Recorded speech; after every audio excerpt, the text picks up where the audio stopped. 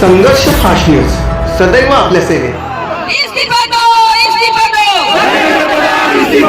इस्तीफा दो, इस्तीफा दो. आज मी इथे रस्त्यावर उतरलेली आहे कारण की भविष्यात हे माझे विद्यार्थी या देशाची संपत्ती आहे, देशाचं भविष्य आहे. जर ते भविष्य आज संकटात असेल तर इथला प्रत्येक व्यक्ती रस्त्यावर उतरलाच पाहिजे. आज 1 महिना झाला इथले विद्यार्थी, आमचे विद्यार्थी इथे 1 महिनाभर उपाशी तापाशी बसलेले आहेत. त्यांच्यावर लाठीचार्ज केला, त्या काट्यानं खिळे होते, त्या खिळ्याने त्या मुलांना मारलं. अरे नालायकांनो, लाज कशी वाटत नाही? 17-18 वर्षाची मुलं न्यायासाठी बसतात आणि त्याला तुम्ही काठीने मारताय. अरे ही मुलं या देशामध्ये डॉक्टर व्हावं हे प्रत्येक आई बाबाचं स्वप्न असतं. प्रत्येक आई बाबाचं या देशाची डॉक्टर व्हायचं असेल तर नीट परीक्षा दिली पाहिजे. आणि या नीट परीक्षेच्या जागा आहेत 1,36,000. त्या 1,36,000 मध्ये फक्त 63,000 जागा या सरकारी आहेत आणि बाकीच्या तुम्ही खाजगी आहेत. खाजगी मध्ये फी भरायला जा. किती फी आहे? करू शकाल का तुम्ही? कोणी भरणार का तुम्ही ही जागा? भरणार का तुम्ही एवढे पैसे? मग ही मुलं वर्षभर अभ्यास करतात, 20 लाख विद्यार्थी परीक्षेला बसतात, 1,36,000 जागा असतात. ही स्पर्धा केवढी मोठी आहे. आणि मग ही मुलं जर जीव जोडून अभ्यास करायला बसत असतील आणि त्यांना न्याय मिळत नसेल तर ते रस्त्यावर उतरतात. आज महिनाभर ती मुलं झगडतात. एक छोटासा तो मुलगा आहे 20-22 वर्षाचा अभिजित, इतके लोकशाहीसाठी या देशाचं संविधान हातात घेऊन रस्त्यावर उतरतो न्याय मागण्यासाठी.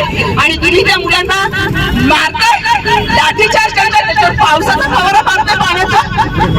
अरे का ही मुजोरी तुमच्यामध्ये एवढी? का ही मुजोरी वगैरे? का त्याच्या कात्री घालून बसलाय तिथे? तुमच्यामध्ये नैतिकता नाही. तुम्हाला जर जबाबदारी सांभाळता येत नसेल तर ती जबाबदारी घेऊ नका. इस्तीफा द्या.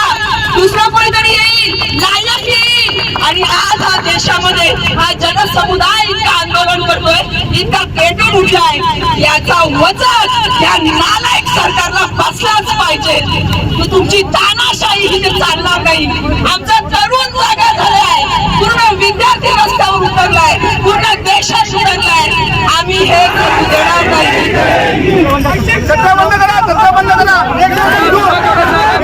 सर्वांनी छत्र्या बंद करा. एक दिवस भिजलो म्हणून आम्ही काही मरणार नाहीये. तिथे महिनाभर पोरं भिजताय, उपाशी आहेत. तुम्ही काय भिजण्याची तमा बाळगता? बंद करा त्या छत्र्या. अरे नीट परीक्षा ती मुलं अभ्यास करताय, यांना काय करणार आहे? अभ्यास म्हणजे काय? यांना काय करणार आहे? मेहनत म्हणजे काय? अरे हे 8वी पास, 10वी नापास, 7वी नापास केंद्र सरकार चालवत आहे आणि आमच्या विद्यार्थ्यांवर नको ते आरोप करतायत. काय म्हणतोय?